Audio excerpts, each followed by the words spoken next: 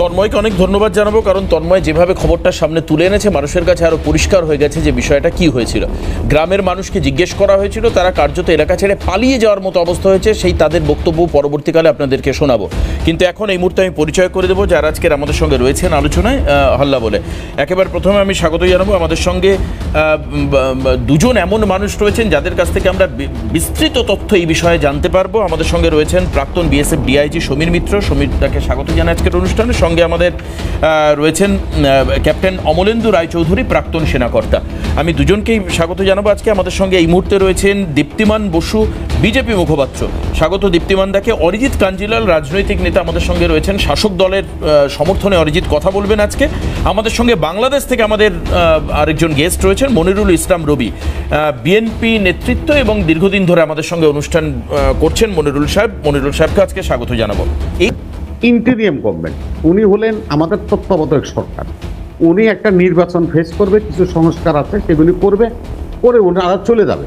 ওনারা ওত পড়ছে এই কারণে, ওনারা তো গভর্নমেন্ট না ভাই, সরকার না, নির্বাচিত সরকার না। আমরা তো নির্বাচনের জন্য অপেক্ষা করি। আমার একটা কোশ্চেন ছিল, মানে জানবার ইচ্ছে আছে রবি ভাই, আপনি বলুন তো, আমাদের বোধহয় আপনাদের মহাসচিব তার কি একটু সন্দেহ প্রকাশ করেননি এই ইলেকশন সম্পর্কে? শুনেন অভিজিৎ দাদা, না আমি আপনাকে একটা কথা বলি, শুনেন, আপনারা শুনেন, একটু ধৈর্য ধরে শুনেন। নিশ্চয়ই। সেটা হলো আমাদের বিখ্যাত বাউল সাধক লালন সাইজি একটা গানের দুইটা কথা আমি বলি, তারপরে আপনি বুঝতে পারবেন। তোমাকে পাইলাম না তাতে আমার দুঃখ নাই, আমি যে তোমার হয়েছি সেই ভেবে আমি সুখ পাই। যদি আপনারা বলেন যে 71 সালে আমাদের স্বাধীনতার যুদ্ধে আপনারা সহযোগিতা করেছিলেন, আমরা স্বাধীন করেছেন আপনারা, আপনার পররাষ্ট্র দপ্তরের মন্ত্রকের মন্ত্রী আমেরিকার সাথে কেন বাংলাদেশ প্রসঙ্গে কথা বলবে? তাহলে কি আপনারা আমাদের স্বাধীনতার সার্বভৌমত্বকে আপনারা মানেন? বা ফোনে যদি আপনি দেখছেন প্রোগ্রাম, কিভাবে দেখছেন আমি জানি না। হ্যাঁ, আমি বেশ আপনি শুনে নিন দীপ্তিমান দা। আমার কথা হচ্ছে যে এই দেশের সঙ্গে বাংলাদেশ একটা নেবারিং স্টেট, তার সম্পর্কে যদি বিদেশমন্ত্রী বা পররাষ্ট্র দপ্তর থেকে কেউ গিয়ে কথা বলে আমেরিকার সঙ্গে, তাতে অসুবিধে কোথায়? বাংলাদেশের হয়ে তো ডিসিশন মেকিং ইন্ডিয়া করছে না। আমার হয়েও বলবেন না, আমার বিপক্ষেও বলবেন না, এটা বলার আনঅথরাইজড। আমরা ভারতের বাংলাদেশ নিয়ে কথা বলবো না, আমরা ট্রাম্পের কাছে যা বিচার দিতে আমি জানি না এর ব্যাখ্যা। একটা বিরতি নিচ্ছে, ফিরে এসে দীপ্তিমান বসু, বিজেপি আমাদের এখানকার কেন্দ্রীয় শাসক দলের প্রতিনিধি আমাদের সঙ্গে রয়েছেন। উনি হয়তো এর ভালো ব্যাখ্যা দিতে পারবেন। আমি দীপ্তিমানদার কাছে দিয়ে দেবো, আপনি শুনুন, তারপর পাল্টা আপনি উত্তর দেবেন। সঙ্গে থাকবে বিএসএফ এর ভূমিকা। দীপ্তিমানদা, মানুষ প্রশ্ন তুলতে শুরু করেছেন, এবং সীমান্তবর্তী এলাকায় যে অস্থির পরিস্থিতি, তাতে সাধারণ মানুষের নিরাপত্তা কতটা বিঘ্নিত হচ্ছে, দায় কার? আমি প্রথমে মনিরুল বাবু, যিনি বক্তব্য রাখছিলেন বাংলাদেশের বিএনপির হয়ে, তাকে দেখে বেশ অভিজ্ঞ রাজনৈতিক ব্যক্তিত্ব বলে আমার মনে হচ্ছে।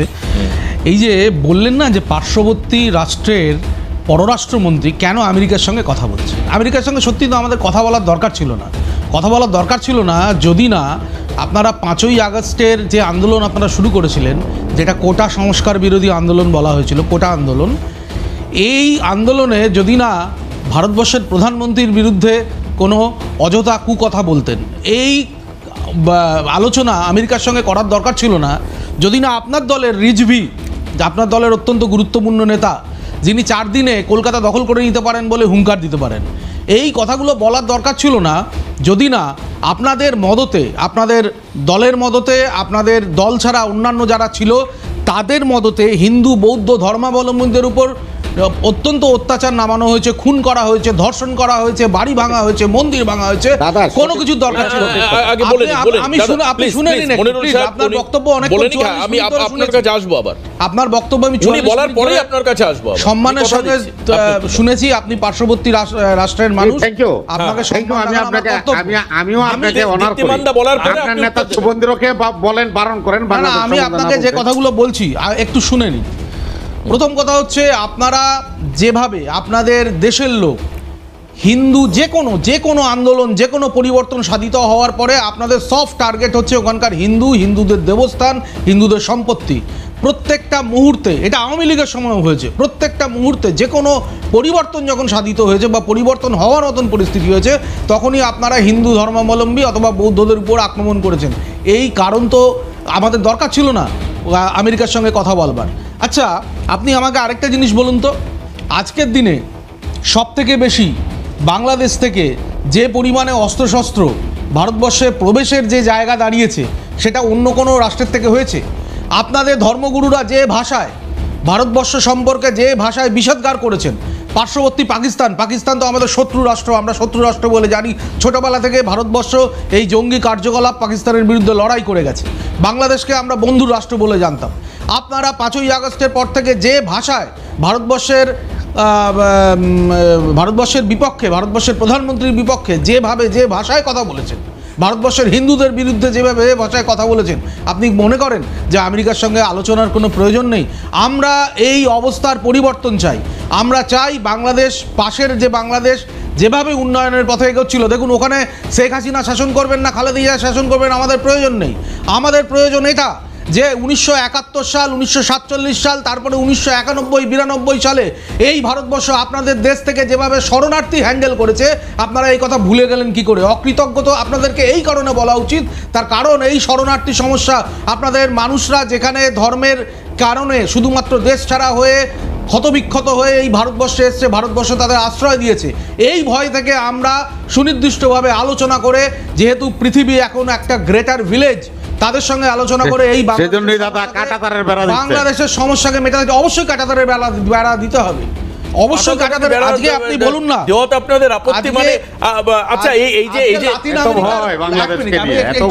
শেষ করে নিচ্ছি, লাতিন আমেরিকার ড্রাগ কার্টেলের স্টাইলে আপনারা নিচে বাংকার তৈরি করে, নিচে সুড়ঙ্গ তৈরি করে পাকিস্তান থেকে নিজের বাড়িতে বাংকার তৈরি করে আমাদের উপর ব্লেম দিচ্ছেন। না, আমাদের দেশের বাংকার আমরা তৈরি করিনি, আপনাদের দেশে ফেন্সি ডিল করার জন্য আমরা তৈরি করিনি। আপনাদের দেশের লোক এসে ওই পশ্চিমবঙ্গে এসে, আচ্ছা কয়েকদিন আগে বাংলাদেশের সীমান্ত এলাকায় বাংকারের ছবি একবার আমি দেখাতে বলবো।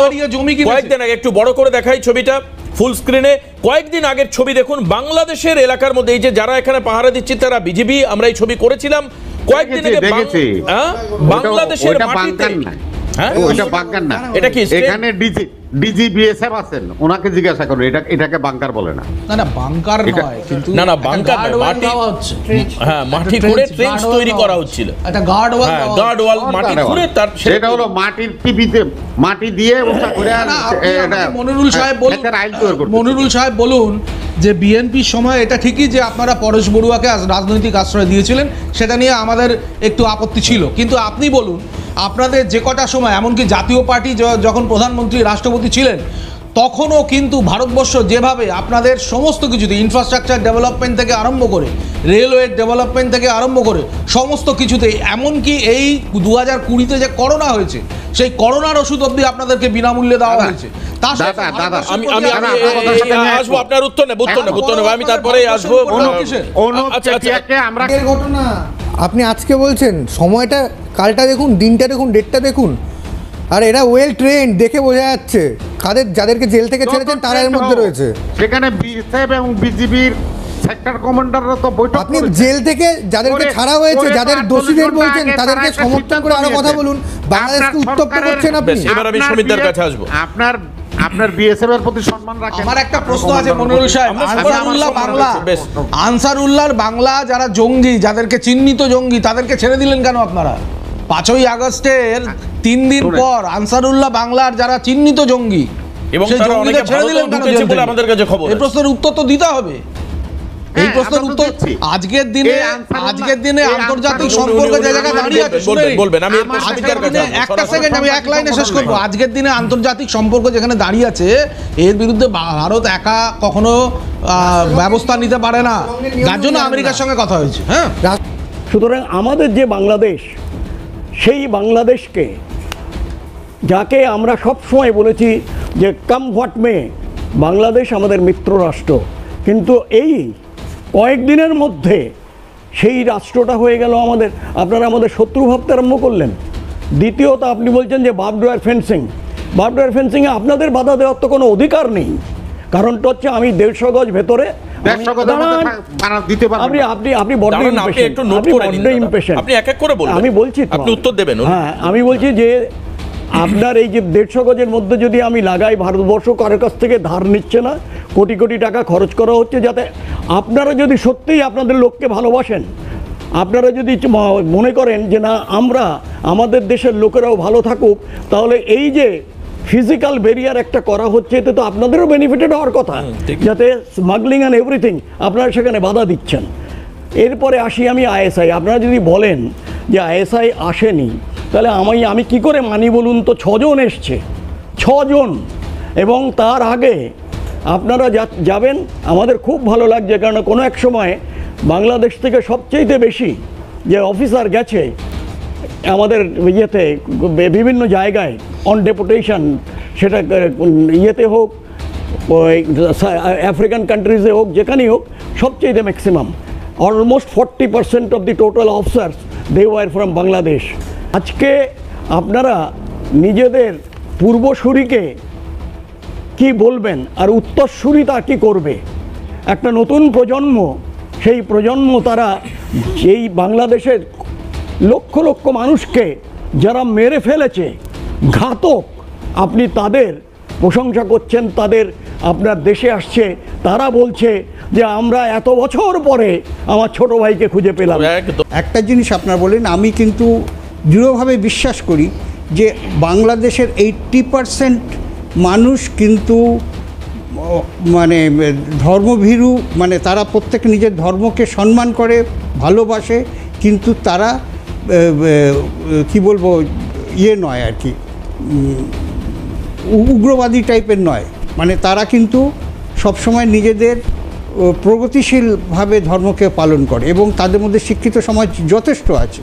এবং সেই হৃদয়টাকে নিয়ে যদি বাংলাদেশ এখন নিজেদের জায়গা ফিরে না আসে, তাহলে কিন্তু বাংলাদেশ আবার সেই একটা করুণ জায়গায় গিয়ে পৌঁছবে।